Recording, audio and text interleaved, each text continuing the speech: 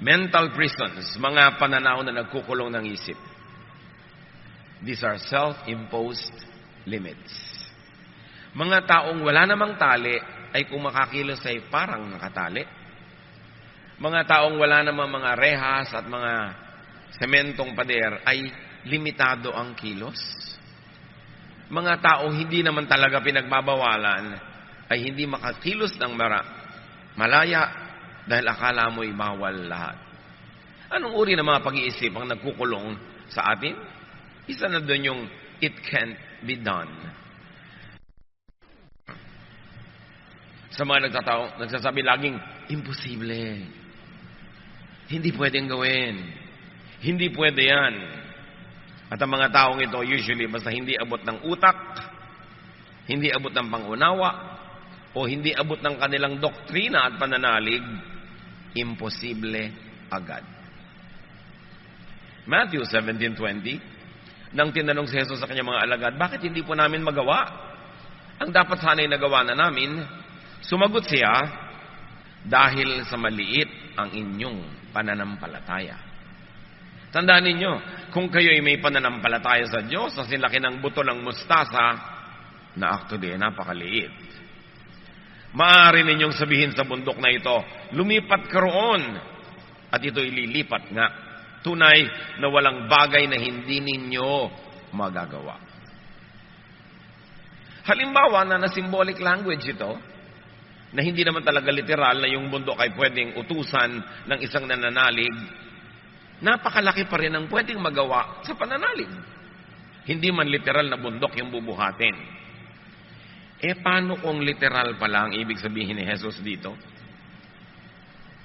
Hindi naman niya sinabing, symbolic lang yung language ko, ha? Bagamat hindi niya sinabing literal. Paano kung literal?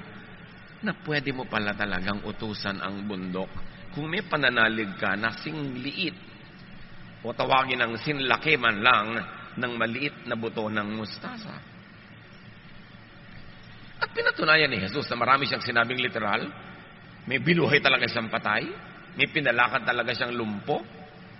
May binigyan siya ng paningin na bulag, literal. Pero meron ding symbolic. Yung mga namulat ang isip, bulag na nagkaroon ng paningin. Alin man ang tinutukoy ni Jesus, symbolic man o literal na kahulugan na pwede mong utusan ng bundok kung meron ka lang kaprasong pananalig. Malaki ang mensahe nito para sa atin. Sabi niya, dahil maliit ang inyong pananampalataya, maliit ang inyong pag-iisip, maliit ang inyong utak, konti lang ang laman.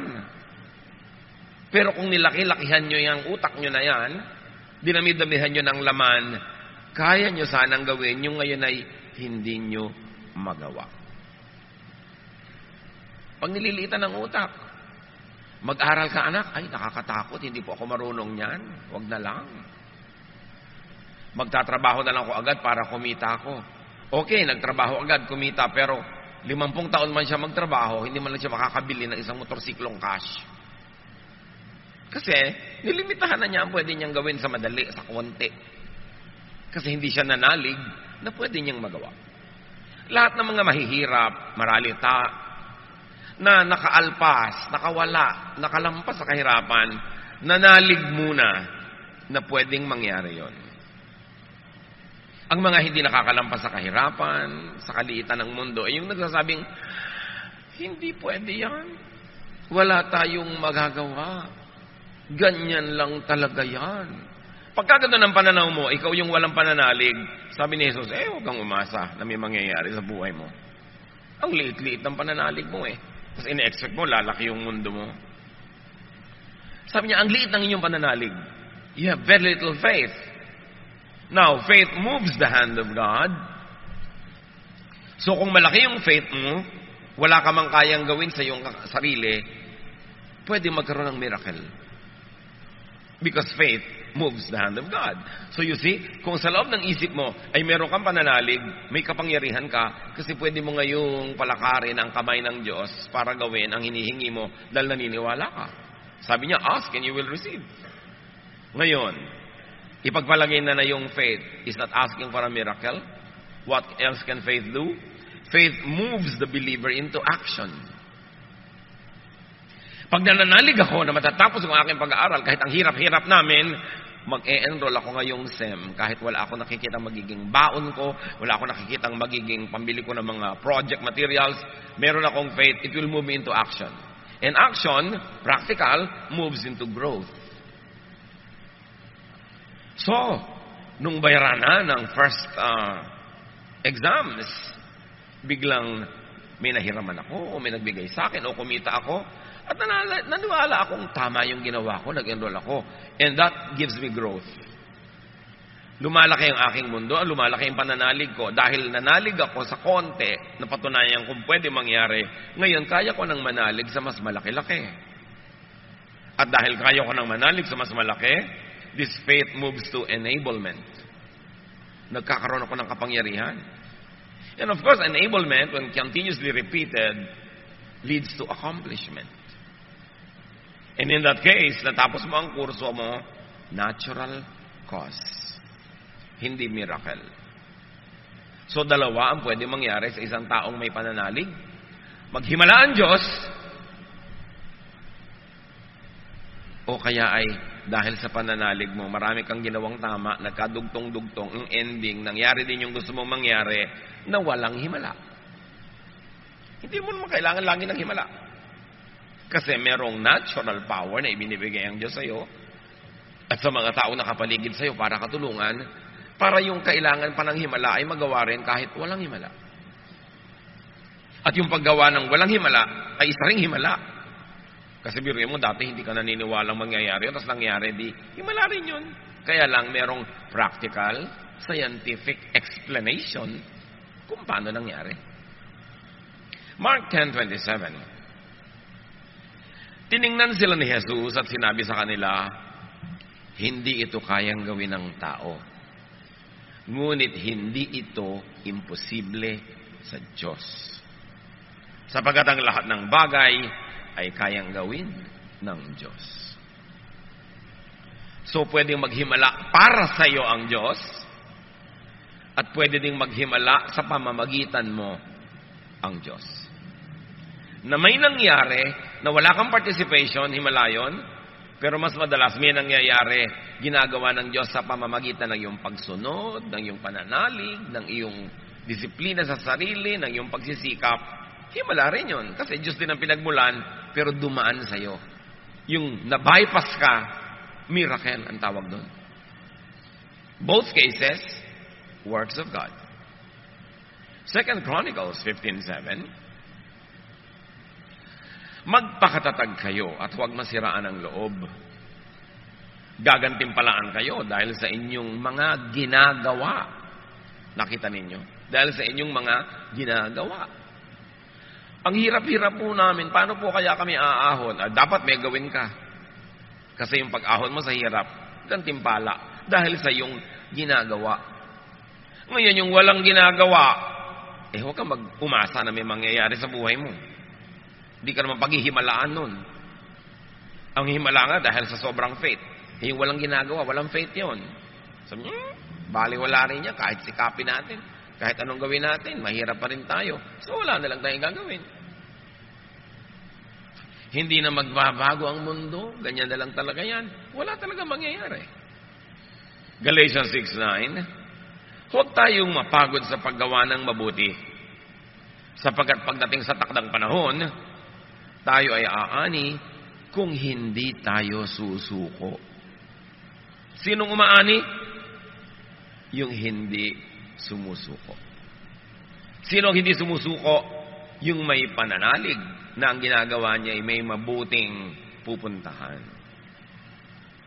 So, kilalanin, takasan, wakasan yung kulungan na it can't be done. Gaano karami sa mga gusto nyong gawin sa buhay ang hindi nyo na ginagawa dahil sinasabi nyo, imposible. It can't be done. Hindi talaga mangyayari. Ang pasimula ng pangyayari nun ay yung maniwala kang pwede, tapos gagawin mo ang lahat, hindi ka susuko hanggang hindi natutupad yung gusto mo mangyari. So merong interaction, may participation, may correspondence, ang langit at ang lupa, ang Diyos at ang tao sa paggawa ng mga dakilang bagay. Another mental prison It must not be done. Yung isa hindi pwedeng gawin, meron namang kulungan, hindi dapat gawin. Nanay, mamimili na po ba ako ng ititinda nating puto bongbong? Hindi Pasko, hindi dapat gawin. Meron ako laging pinapabilhan ng puto bongbong sa Taguig. Pag nagpapabili ko ng Enero, wala na kasi hindi na Pasko. Bumibili pa ako. Hindi dapat. Pang Pasko lang ang puto bongbong. Meron yung kulungan ng utak yon. Sa Japan, hindi kayo makakakain ng sukiyaki pag hindi winter. Kasi nakakulong ang utak nila, sukiyaki is winter food.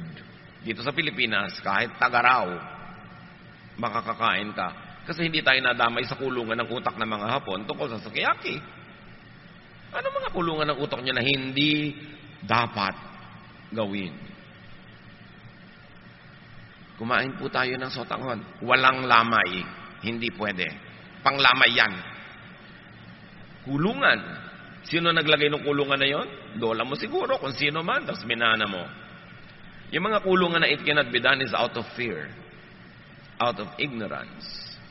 Merong isang restaurant ng tindahan ng pagkain ng manok dyan sa corner EDSA and Crossing sa Mandaluyong. Air condition, ang ganda-ganda. Mura lang yung pagkain. Walang pumapasok.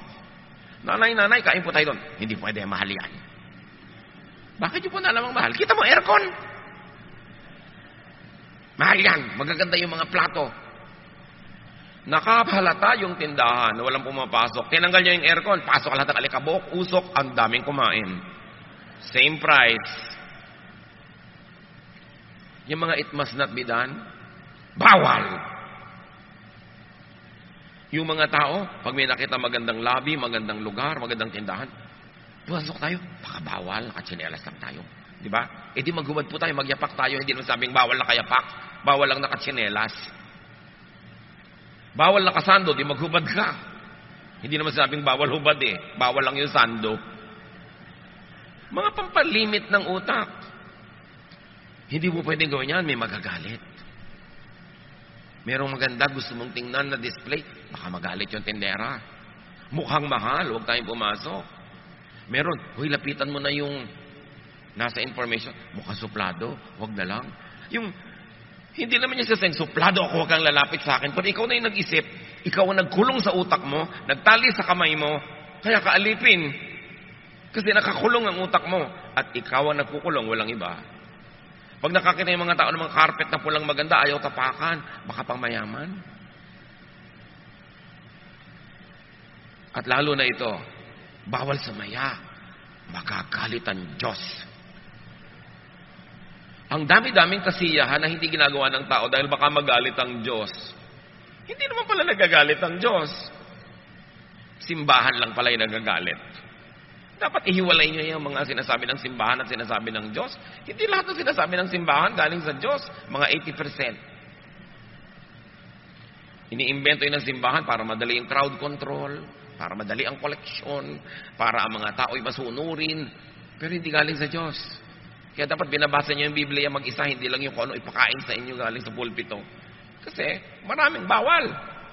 Hindi naman bawal ng langit, bawal lang ng simbahan para dumali ang administrasyon. It's a sin. Pero hindi naman pala. Akala ng tao sins. Hindi nila tuloy ginagawa. Nawawalan sila ng saya.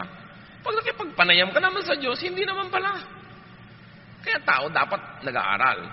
Ignorance is a prison without walls. Kasi pag hindi ka marunong, hindi ka maalam, to play safe, wala ka nalang gagawin. Ilagay kayo sa isang pagkadilim-dilim na kwarto. Maglalakad ba kayo? Magpapaikot-ikot? No. Kasi baka kayo mahulog, baka kayo maipit, baka kayo mahiwa, hindi nila kayo gagalaw. At ganoon ang ginagawa ng kamangmangan. Ang mga mangmang walang ginagawa sa takot na may magawang mali. Kaya ang mga relihiyon, sobrang namumulaklak sa mga bayang ang mga tao ay mangmang. Kaya dapat aaral ang mga anak ng Diyos, dapat mas marunong, mas mabuti. So that you can engage the Word of God, you can engage doctrines and reason out even with religious leaders. Hindi naman Diyos sa mga religious leaders. Sila lang ang pwede magbasa, sila lang ang pwede mag-interpret. Imbento lang nila yon para kontrolin nila ang doktrina at ang mga tao controlled. Kaya yung reliyon, sa halip magpalaya, nang gagapo siya, nagtatali, nagkukulong. Pag hindi enlightened ang pangangaral.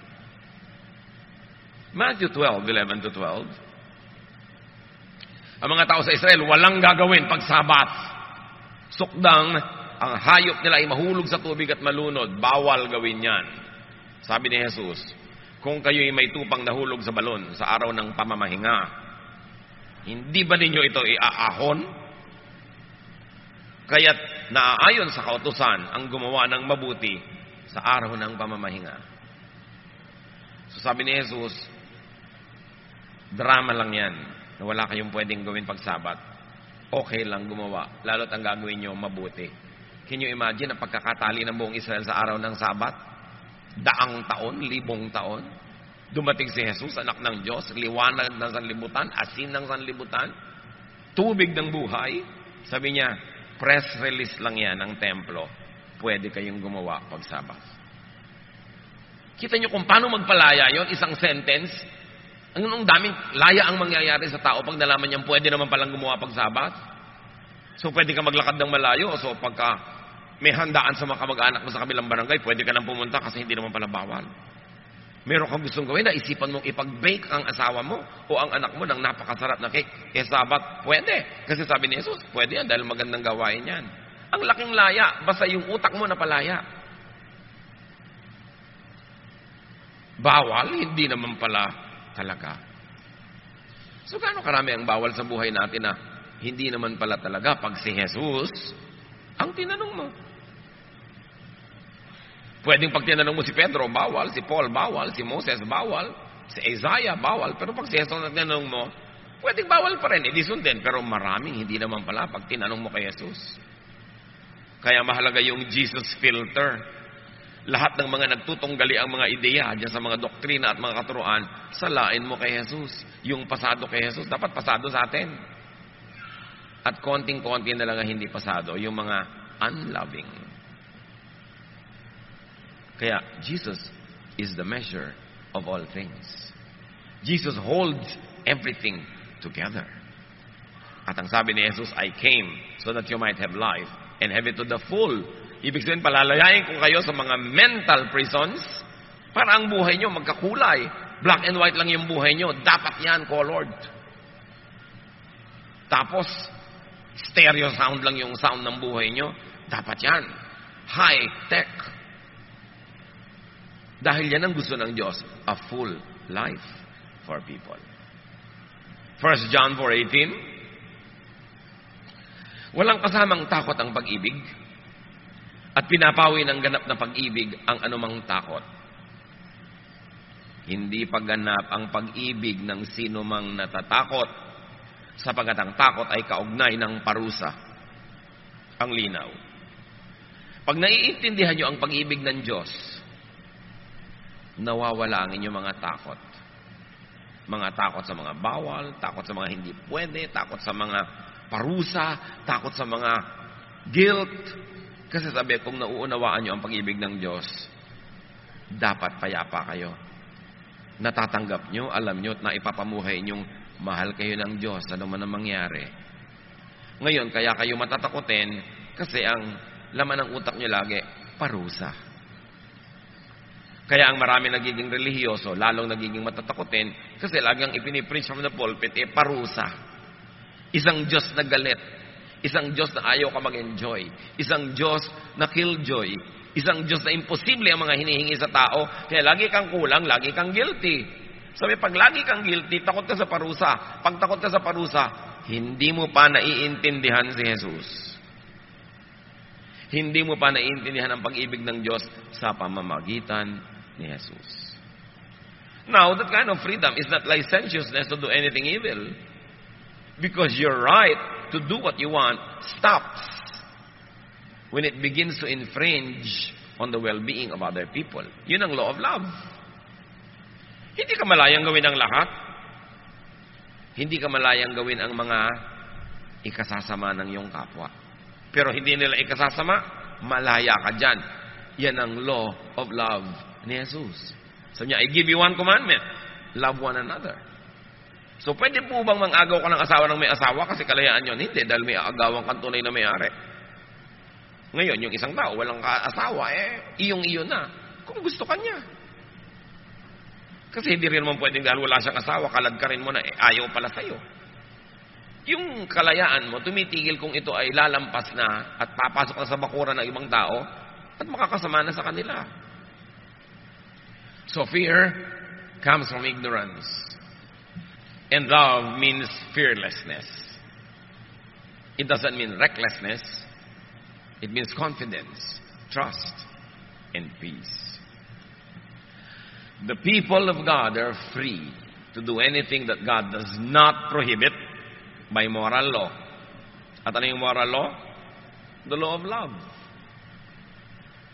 Basta hindi unloving to others, you are free. Kailan natin maintindihan yun? You don't kill, you don't steal from other people. You don't take away from them what you want to enjoy. You are free.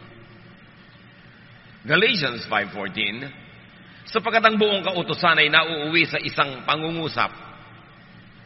Ibigin mo ang iyong kapwa, gaya ng pag-ibig mo sa iyong sarili.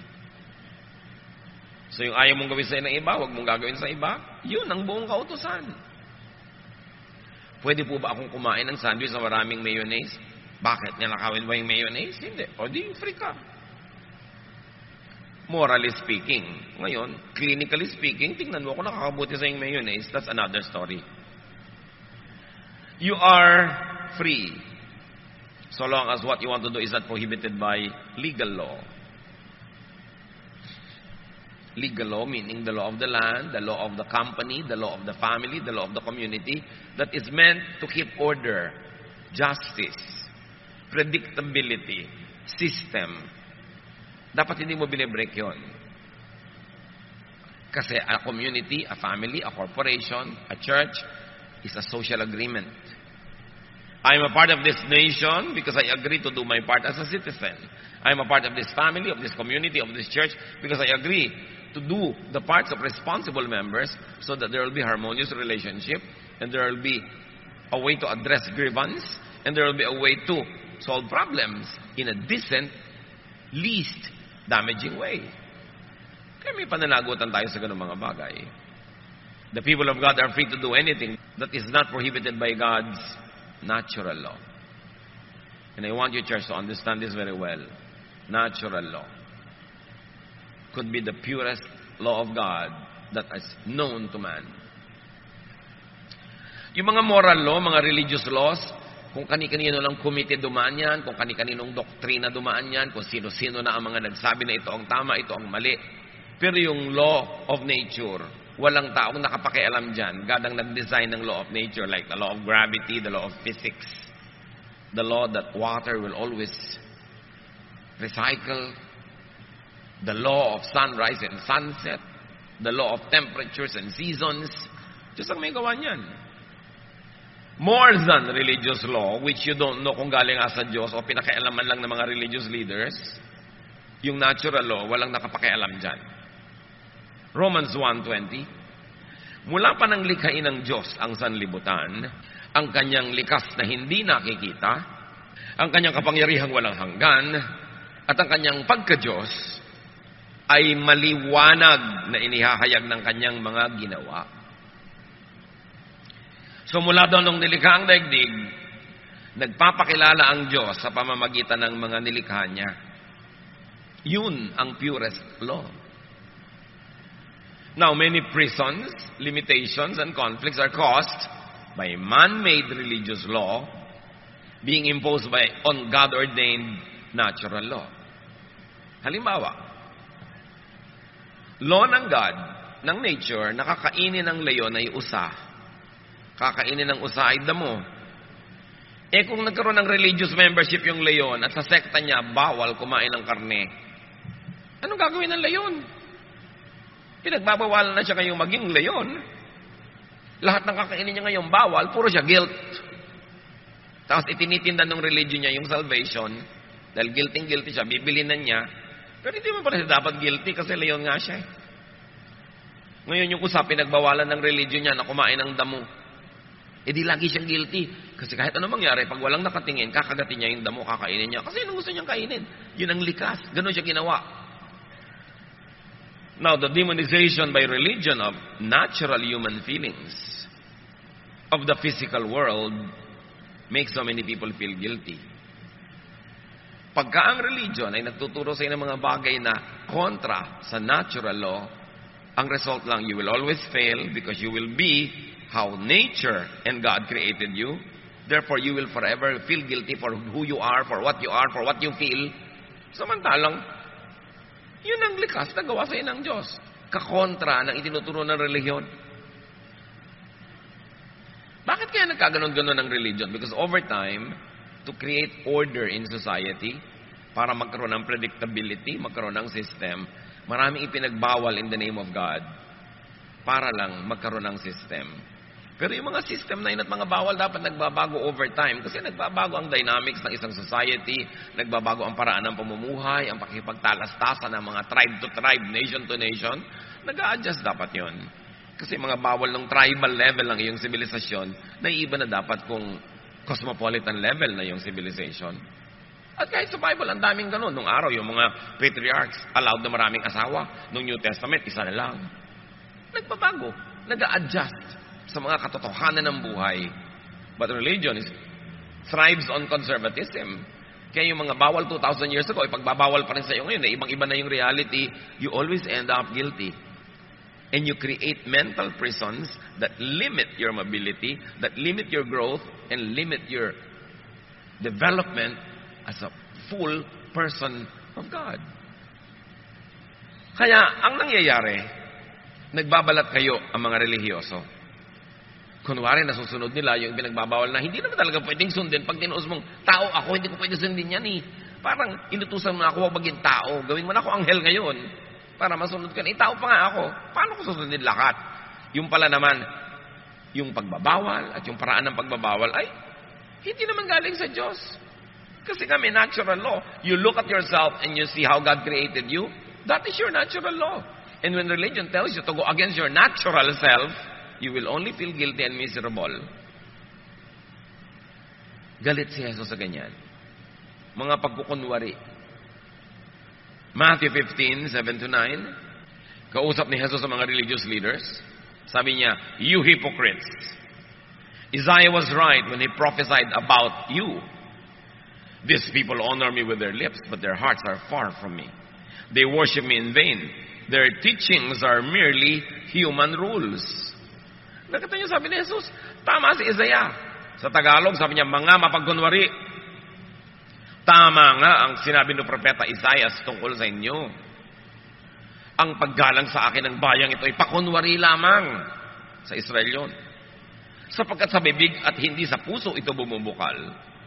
Walang kabuluhan ng kanilang pagsamba. Sapagkat itinuturo nilang galing sa Diyos ang kanilang mga utos. Jesus saying this. Sabi niya, kayo mga relihiyoso, mga ipokrito kayo, mapagkunwari, mapangimbot, mga peke. Turo kayo ng turo na hindi naman galing sa Diyos. Iniimbento niyo ang mga doktrina. Nagpapahirap kayo sa mga tao. Nagdurusa sila.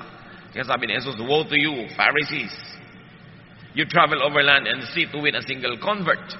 And when you are able to do so, you turn that convert into a son of hell twice as bad as you are. Ganun yun. You shut the kingdom of heaven from people. You don't enter the door to heaven, and you don't allow people to enter. You don't allow people to have peace with God, peace with themselves, peace with the reality, because you yourselves don't have peace about your own reality, because you deny your reality with your man-made religious laws. Jesus saying that. Matthew 15:7-9. Anong sabi niya sa maraming kautosan ng relihiyon ng Israel? Imbento lang yan ng tao, hindi yan galing sa Diyos. Mga ipokrito kayo. Ang tataas ng turo nyo, mga imposible. Tapos sa publiko, nagpe-pretend kayo na susunod nyo. Pero in real life, hindi. So, kawawa ang turuan nyo dahil sila mauobliga mag-pretend. Dahil nakikita nagpe-pretend kayo, akala abnormal sila pag totoo sila sa sarili. So, magpapanggap sila. Sabi, pinapahirapan nyo tao. Pinapabigat yung buhay nila. So, sabi niya, come to me all of you who are tired. Tired of the Pharisees. Tired of all the pretense. I'll give you rest. My yoke is easy. My burden is light. My spirituality is doable. It is user-friendly. Sabi ni Jesus, huwag kayo sa kanila makinig. Come to me and I'll give you rest. Rest from prisons of the mind. Mga tanikalang inimbento ng ating mga tradisyon, mga dati ng paniniwalang hindi natin sinusuri, nilululo na lang ng buong buo kahit hindi masarap. At kahit kung minsan nakakalason.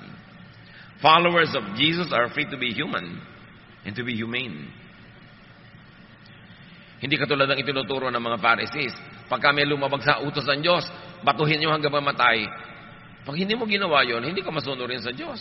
You are not free to be kind and to be humane because you are obligated to be cruel in the name of God. That's why Jesus came to correct all that. Another mental prison, nakakahiya. Singilin mo na yung may utang sa iyong mami kasi kailangan ko ng pang-enroll. Nakakahiya namang singilin. Dapat ang nagsasabi ng nakakahiya yung hindi nagbabayad. Nakakahiya, hindi tayo nagbabayad. Pero wala pa ako narinig yatang ganon. Ang nahihiya yung maniningil. Sabihin mo, hirap na hirap ka na. Nakakahiya. O nakalimutan ka na ng promotion, lahat ng bago na promote, naiwan ka na, samantala ang sipag mo, ang galing mo, nakakahiya. Kulungan. Alam niyo mga mahiyain, preso yan. Mga nanay, kung preso kayo, dahil mahiyain kayo, palalakihin niyo ang mga anak niyo rin sa preso. Kasi yung mahiyaing nanay, mahiyaing tatay, may gagawin yung anak, huwag nakakahiya anak. Dito ka, sumama ka sa akin sa kulungan. Dali, magsiksikan tayo dito.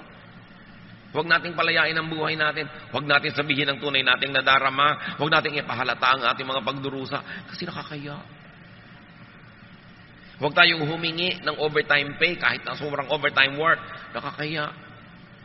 Kaya si Rizal sa kanyang sulat sa mga kababaihan ng Malolos, sinabi niya, pinupuri ko kayo dahil gusto niyo mag-aral ng wikang Kastila. Dahil sa wikang Kastila, nakasulat ang mga libro.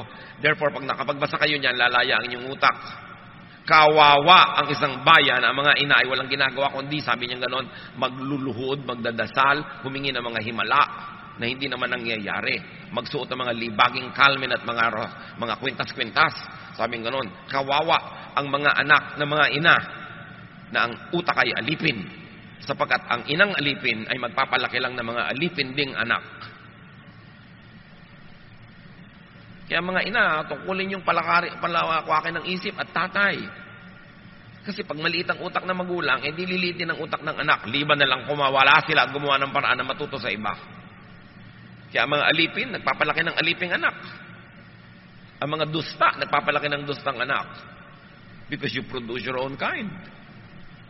Kaya pag kami mga gusto na mag-asawa, hindi mo lang itatanong, may trabaho ka na ba? May hanap buhay ka na ba? Kundi, ang utak mo ba lumalaki?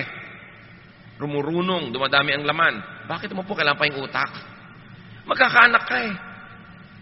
Eh kung maliit ang utak mo, di yung anak mo, liliit din ang utak kasi papalakihin mo sa kulungan.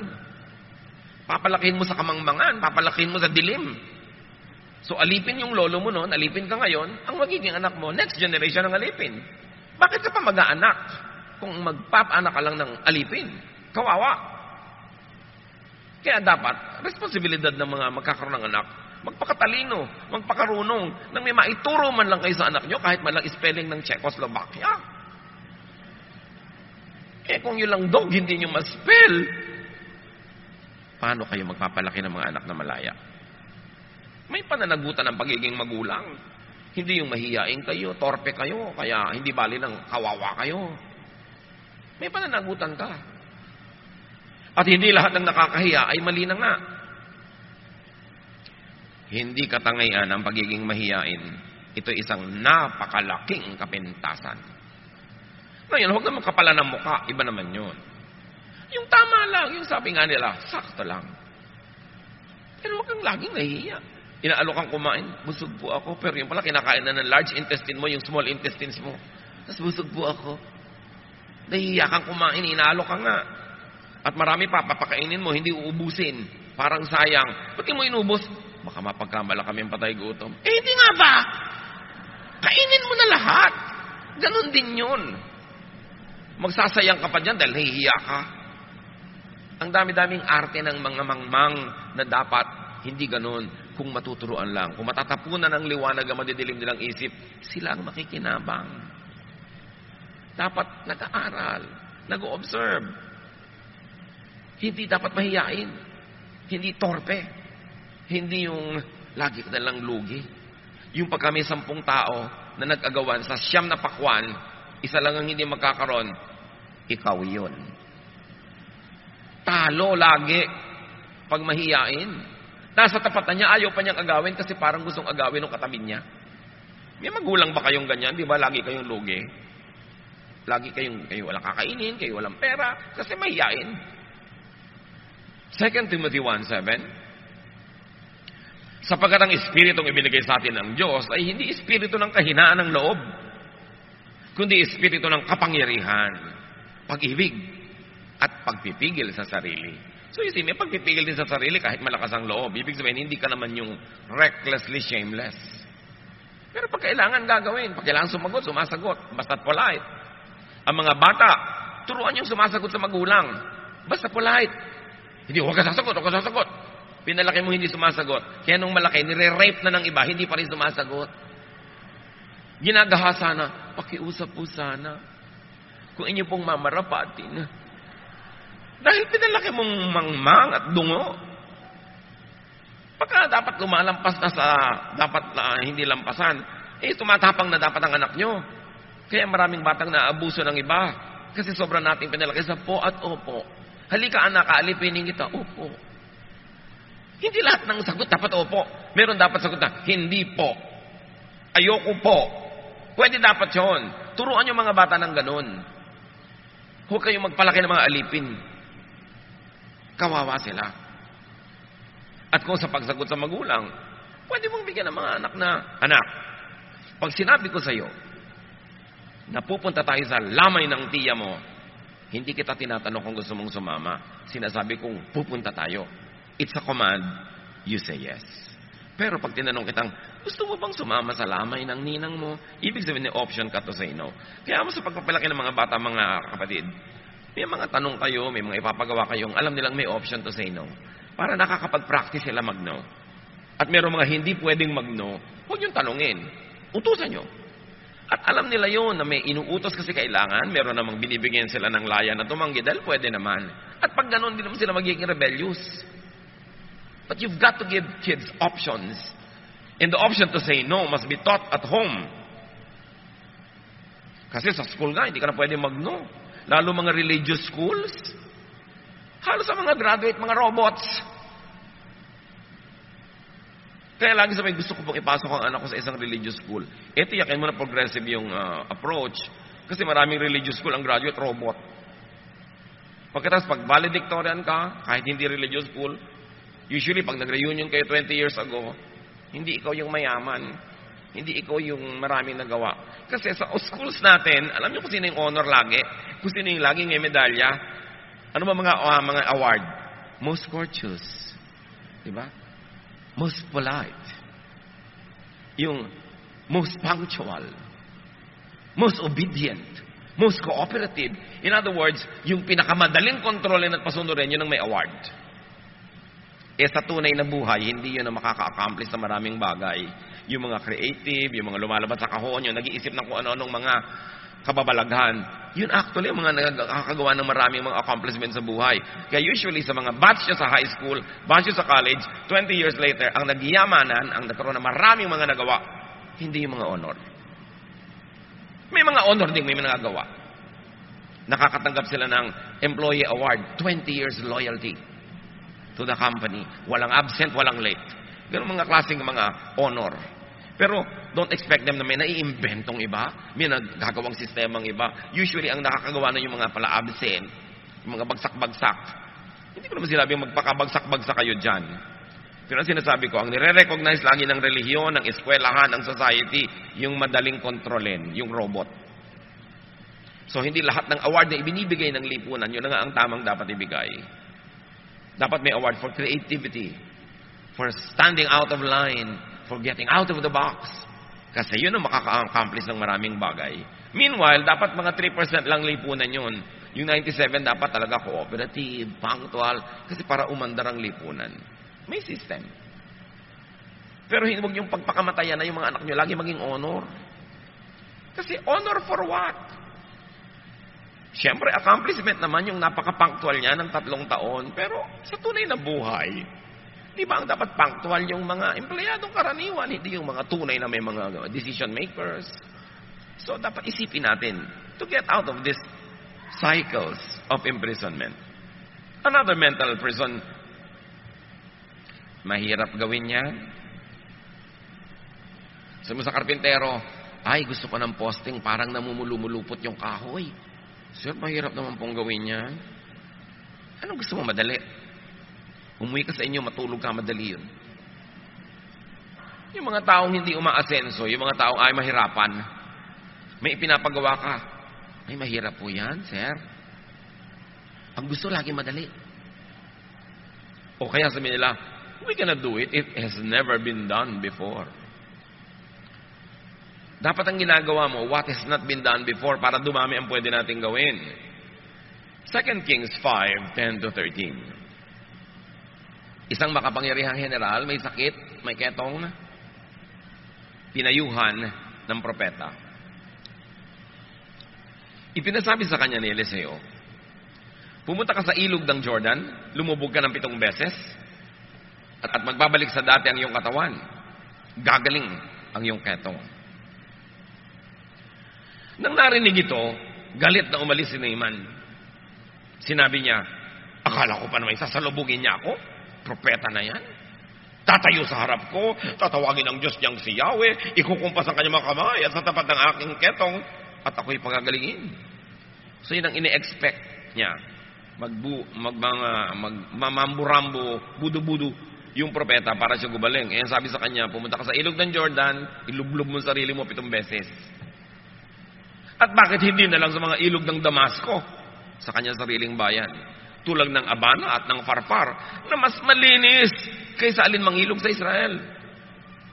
Hindi ba pwedeng doon na lang ako, maligo, para gumaling?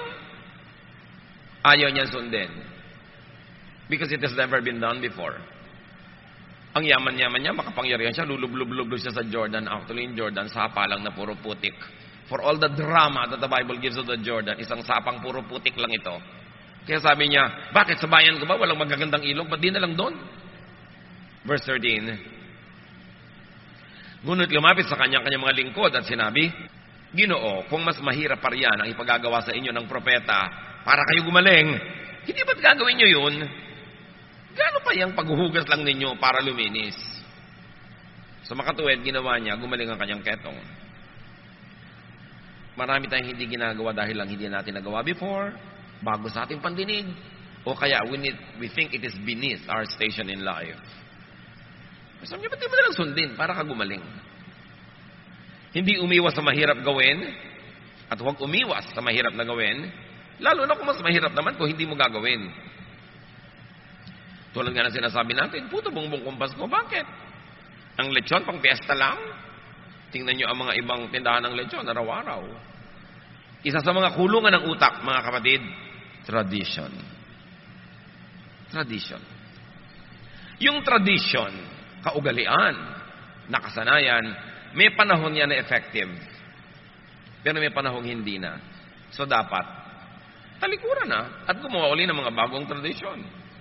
At any given time, a social norm is in a stage of being recessive, dominant, or emergent. Laging merong namamayani, nangingibabaw, at laging may pinalitan yun na papalubog, at merong laging papasikat, emergent. Kaya sa church, alam niyo mga 1970s, 80s, ang laking gulo ng mga evangelical churches sa Pilipinas dahil ayaw nilang tanggapin ang tambol, ayaw nilang tanggapin yung mga electric guitar, ayaw nilang tanggapin yung kung ano-ano dahil daw demonic. May mga churches na nag-split, nagkagulo-gulo dahil lang sa praise and worship. Why? Sabi nila, gusto namin classical music sa church. Ayaw namin ng pop. Lola, yung classical music po sa church ngayon, pop 100 years ago. Alam niyo yung pagiging pop, pagiging classical, it only depends on time. So yung classical ngayon, pop din yun noon. Maraming classical music sa churches ngayon. 100 years ago, nagkagulo-gulo din sila, ayaw din nilang tanggapin. Pero dahil may tumanggap, may naibigay sa atin ngayon na classical.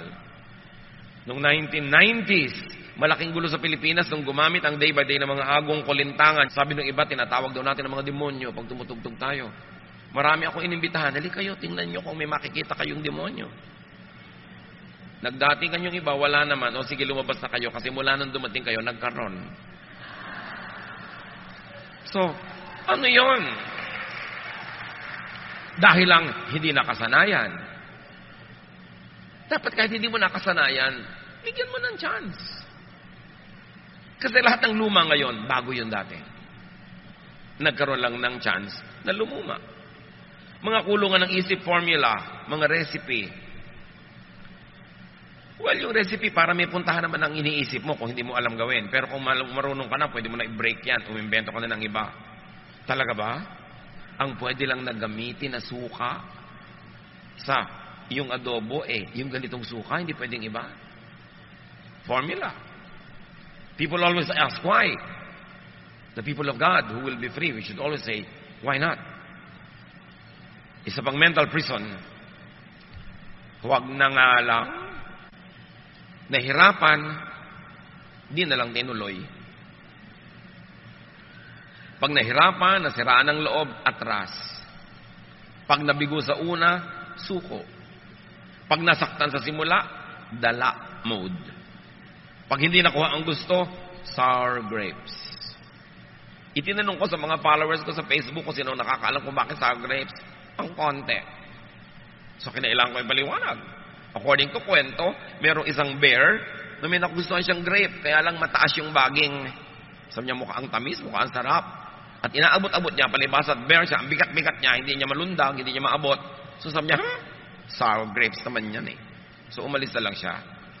Pag hindi mo magamit, wala namang kwenta yun.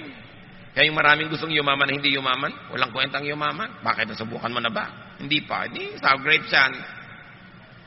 Walang kwentang sumikat, gugulo lang ang buhay. Bakit yung bang lubog, hindi magulo buhay? Sour grapes. Hindi mo makuha, mamaliitin mo na lang. Kaya yung mga magulang ng mga hindi honor, lagi minamaliit yung mga honor. Honor naman yung anak niya, pero hindi naman kagandahan. Hindi niya naman sinasabi ng mga nanay na may hugot, no? Yung lang, sour grape mo, binabaliwala mo yung accomplishment kasi hindi mo kaya. Pero dapat, no, don't give up. 2 Corinthians 4:16, kaya't hindi kami nasisiraan ng loob. Dapat buolob mo para may mangyari. Makawala ka doon sa kulungan ng sirang loob. Proverbs 24:16, for though the righteous fall 7 times, they rise again. Nadapa ka, bangon. Nadapa ka ulit, bangon. Nadapa ka, bangon ng bangon.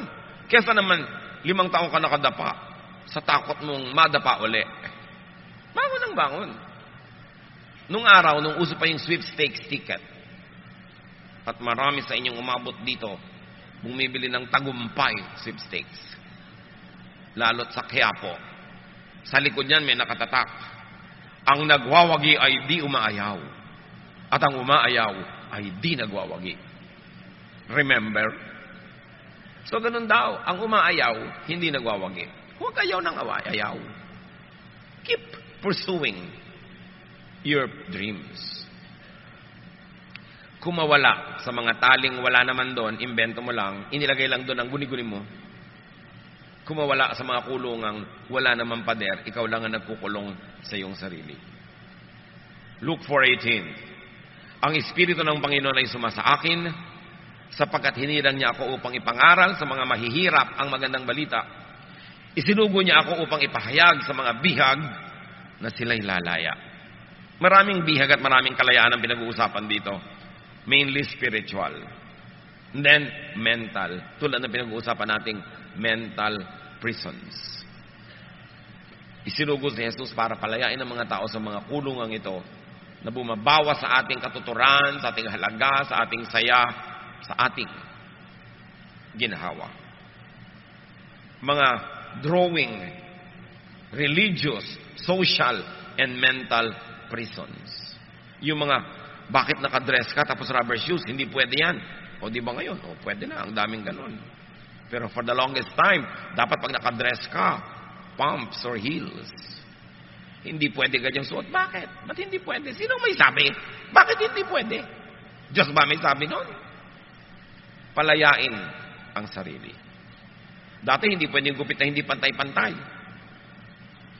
Sabi ko, mapagkamalan tayong may sira. Bakit ang buhok natin? Ngayon, uy, pantay na pantay ang gupit mo ha, baka mapagkamalan ka may sira. Dapat bakit, tabi-tabingi. Yung laylayan ng damit mo, dapat tabi-tabingi, parang bulagan tumahi.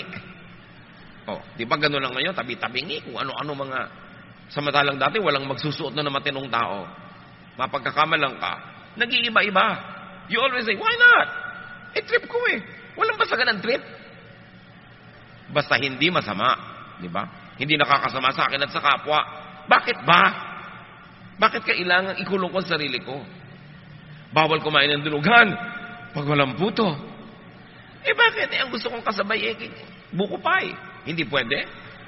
Yun ang gusto ko eh. Bakit nanakawang ka ba? Masama ba sa'yo? Pinatay ba ka na? Hindi. Paano ngayon? Bakit hindi ko pwedeng gawin? 2 Timothy 1:7, sapagkat ang espiritong ibinigay sa atin ng Diyos ay hindi espiritu ng kahinaan ng loob, kundi espiritu ng kapangyarihan. Mga kapatid, ang dami pang mental prisons.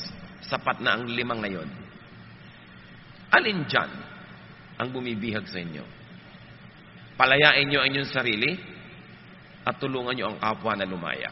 Jesus wants you free to have a restful, peaceful, meaningful, enjoyable life. Dear Lord, thank you that you want us free from prisons. Teach us, Lord, to use the power coming from your Son, Jesus, so that we can set ourselves and others free. Pagbulay-bulayin niyo sumandali ang mga bagay na ito, palayain ang sarili at ang kapwa.